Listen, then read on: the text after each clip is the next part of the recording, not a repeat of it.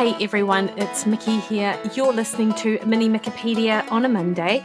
And last week I ran my webinar, Unlocking Metabolic Mastery, and that was in the lead-in to the launch of Monday's Matter, Shreduary edition, which, by the way, public launch is open now. It's Monday, and we are open until Sunday to enable you to jump on board Monday's Matter for the first half of the year. Typically, I run Mondays in May as well, but that's not happening this year. So it's either now in February or we wait till September. But really, why would you wait? Why not just jump on and do it? Anyway, with the webinar that I ran last week, I crowdsourced questions that people wanted the answers to, because I love doing that, being able to just provide my perspective on some of the challenges that people experience. And one of the questions I got was, is it true that women shouldn't train fasted because of high cortisol? Now, I know that I've addressed cortisol and fasted training, etc. in the past, but it's always a good opportunity to revisit some information and just clarify a few things. And also, what I know of myself is that it can take, a few different opportunities to chat about something to enable the message to, sink in. And what I will say is that the idea that we shouldn't train fasted due to high cortisol is nuanced and does depend on individual context, goals, and overall health. But let's look at the argument against fasted training, and then we'll look at some of the reasons why this might not necessarily be the case for you. So cortisol naturally peaks in the morning as part of our circadian rhythm to help wake us up. Exercising fasted, especially in the morning, can amplify this cortisol spike. And I say especially in the morning because theoretically you could exercise 5 hours after lunch and be exercising in a fasted state. Anyway, chronically elevated cortisol due to frequent fasted training, especially in high-intensity modalities, can potentially lead to two negative effects, such as disrupted menstrual cycles, increased hunger and cravings later in the day, impaired recovery and muscle retention, particularly if caloric intake is insufficient. And one of the reasons why fasted training is thought to be challenging for women, and this is often what we hear, is because women's hormonal systems are more sensitive to energy availability than men's due to their reproductive roles. Training in a fasted state might signal to the body that resources are scarce, potentially causing a dysregulation of sex hormones like estrogen and progesterone, impacts on ovulation and menstrual cycles over time, particularly if paired with low caloric intake, an increased risk of overtraining and burnout, especially during high stress periods. However, what we often hear is that training fasted may be okay if it's low intensity exercise, like walking or light yoga. In a fasted state can be fine for most women and may even promote fat oxidation. Women who are metabolically healthy, not under significant stress, and eating enough calories overall may tolerate fasted training without an issue. Some women find that fasted workouts suit their schedule or preferences, which can improve adherence to an exercise routine. And that's important. When it potentially isn't ideal, if you're doing high intensity or resistance training, training fasted might not be ideal because glycogen, our carbohydrate stores, is a fuel for these activities, and lack of glycogen can impair performance and recovery. Again, I'm just repeating what you often hear, not necessarily what I think. Women experiencing chronic stress, hormonal imbalances, or poor recovery may find fasted training exacerbates symptoms due to added cortisol demand. I would actually agree with that. So, the advice is that women can train fasted, but it's not inherently better or worse, but it just depends on the type of exercise, your goals, and your body's response. And of course, listening to your body is key to finding out what works best for you. And none of this advice that I've just suggested is in itself inherently wrong, but I do just want to highlight a few things. The first thing is one that I did a podcast in maybe 6 or 8 months ago, is that one of the reasons against fasted training in the morning is this chronic elevation or high cortisol level. And the thing is that fasted training or even any exercise training is going to increase cortisol. But it's the chronic elevation of cortisol that's the issue. It's not the cortisol spike. Cortisol is not bad in itself. It's a vital hormone that mobilizes energy, regulates metabolism, and responds to stress. And a cortisol spike during fasted exercise is part of a body's natural response. It ensures glucose and fat are available as fuel. This is adaptive and it is not harmful, unless, of course, it becomes prolonged or excessive. Exercise by nature temporarily raises cortisol levels as part of a stress recovery cycle, and this spike is short-lived. After the workout, cortisol levels typically normalize and the body transitions into recovery mode. And during fasted exercise, cortisol does stimulate fat breakdown or lipolysis. It mobilizes stored energy, and this process we know can enhance fat oxidation during workouts. And what I would say here is that it's not necessarily fat oxidation which promotes fat loss. This will only occur if you're in an overall calorie deficit. However, this is an important endurance adaptation for anyone that's doing endurance exercise.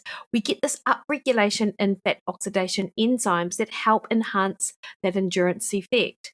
And remember, like if you're going super long, or if you're in a race where you're going super long, like an Ironman or an ultra run and things like that, the people who perform the best aren't necessarily the ones that speed up over the course of the event.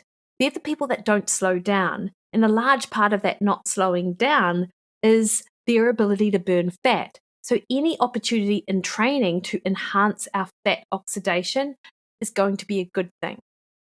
And for women with stable hormonal health, this can be advantageous when balanced with appropriate recovery and calorie intake. And I think that's a really important thing as well, is that if you have no issues with your hormones, if you overall your sleep and your recovery is super dialed in and you train fasted, then why is this bad? And it just isn't. So I'm not at all concerned with a woman training fasted under these conditions. Chronic cortisol elevation from prolonged stress, poor sleep, or overtraining is harmful because it can lead to issues like fat accumulation, especially around the middle, our visceral fat, muscle breakdown, and hormonal dysregulation.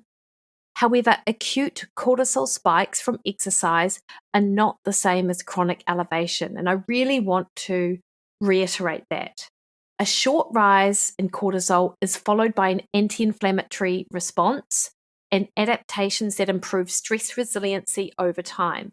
Exercise-induced cortisol can enhance metabolic and hormonal health if paired with adequate recovery and nutrition.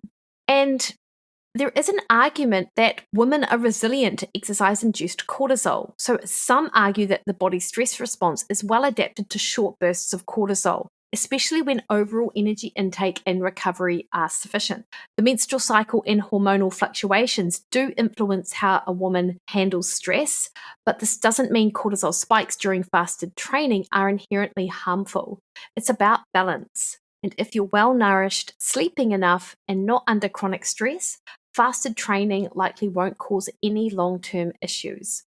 Cortisol spikes from fasted training or exercise are unlikely to cause harm in women who are eating enough to support their activity levels and hormonal health, who aren't already experiencing chronic stress, overtraining, or significant sleep deprivation, and who balance their workouts with proper recovery and nutrition. And it's only when cortisol spikes combined with other stresses lead to this chronic elevation in cortisol where the fasted training could become a problem. So we've really got to remember it is all contextual when it comes to how a woman responds to fasted training.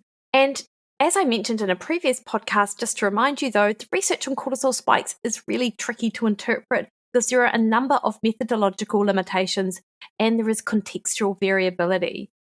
So it means that making blanket statements about their impact is really quite unreliable. And my friend Brandon DeCruz, who's been on the podcast several times, really highlighted this point to me in a number of our discussions around this topic. So I really credit Brandon to opening my eyes to just how terrible the cortisol research is. Cortisol is highly variable.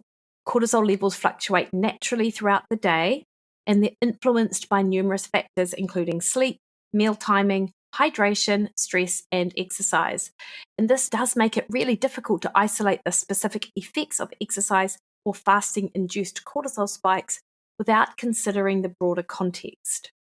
Many studies fail to measure cortisol levels at consistent or optimal times, which leads to inconsistent results.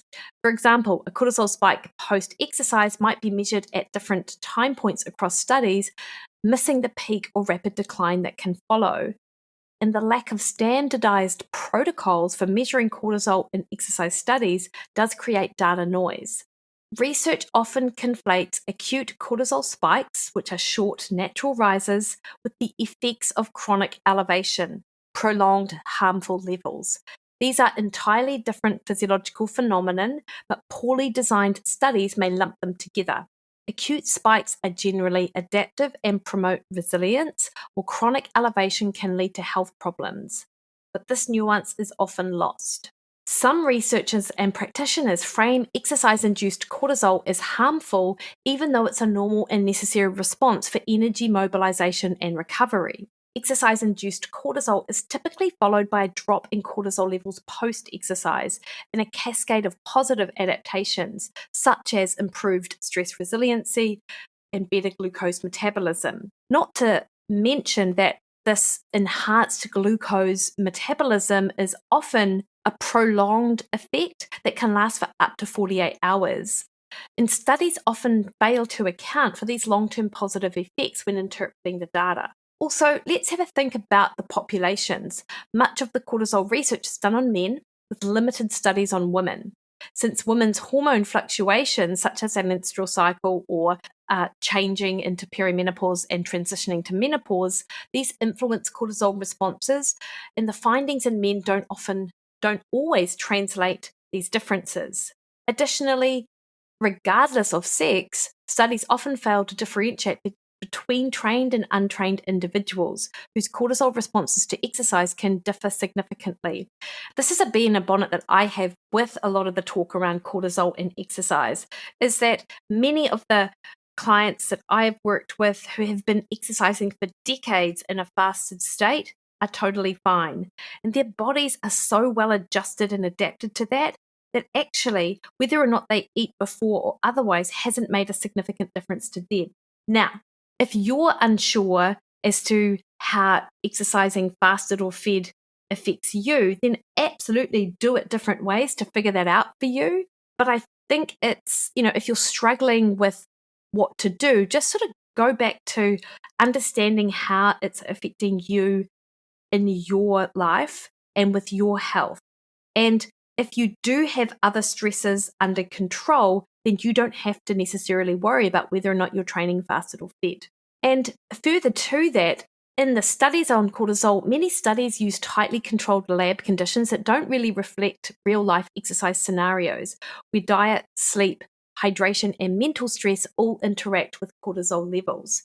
And these controlled conditions will either exaggerate or fail to capture the nuanced interplay between cortisol and other physiological factors. Cortisol doesn't act alone. It is part of a broader network of stress hormones and physiological responses, such as our catecholamines, growth hormone, insulin, etc.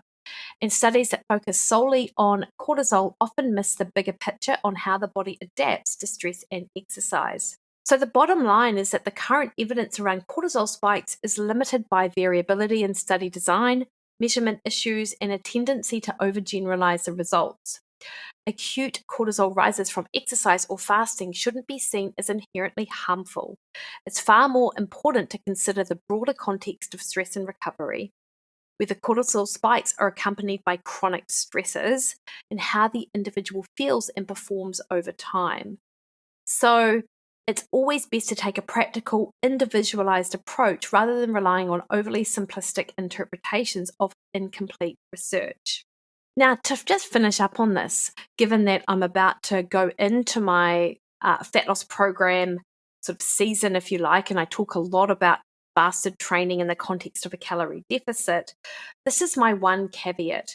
And it is, if you are headed into a plan like Monday's Matter, where we do reduce overall calories to create that deficit, then your training is going to be better protected when you do train with some fuel on board, right? Because that calorie deficit is a stress. The stress exacerbates other stresses, so we control what we can control. Now, it's not a 100% blanket rule, but it is my first recommendation going in that people start taking on board fuel before their early morning exercise session. Albeit, of course, I recognize the individual differences here. And so if you really do actually feel fine, then it's not like a make or break. It's not a deal breaker, but it can make a world of difference. And the feedback that I get from people who haven't been doing this and they suddenly do it and feel better tells me that regardless of what they were doing before, there was just something was going on that wasn't working for them. And so they had to make that shift anyway. And the shift to fed training was much better for them. However, to the thousands and thousands of people out there who've been training fasted and feel totally fine and all other stressors are, in check, then it's not a deal breaker. And you can stop worrying about the idea that you're spiking your cortisol with exercise, because you sort of have to be in order for it to be effective. And that is actually the point. So I wouldn't worry so much about it. All right. So that was a bit of a recap, just if you'd sort of forgotten some of the major highlights in the cortisol spike sort of argument. Hopefully that clears up some of that for you. And as I said, Mondays matter. We are launching now right through to the end of the week. So if you are looking for this opportunity to transform how you look, feel, and perform, Mondays Matter can absolutely help you out. And this is your one opportunity until September. So I would jump on board. I'm super excited for it, super excited for you if you decide that this is the year you're going to do it. Or if you're joining me again, fantastic. Cannot wait. We will have links in the show notes to that. Of course, please DM me. I'm on Instagram, Threads, and Twitter at Mikki Williden.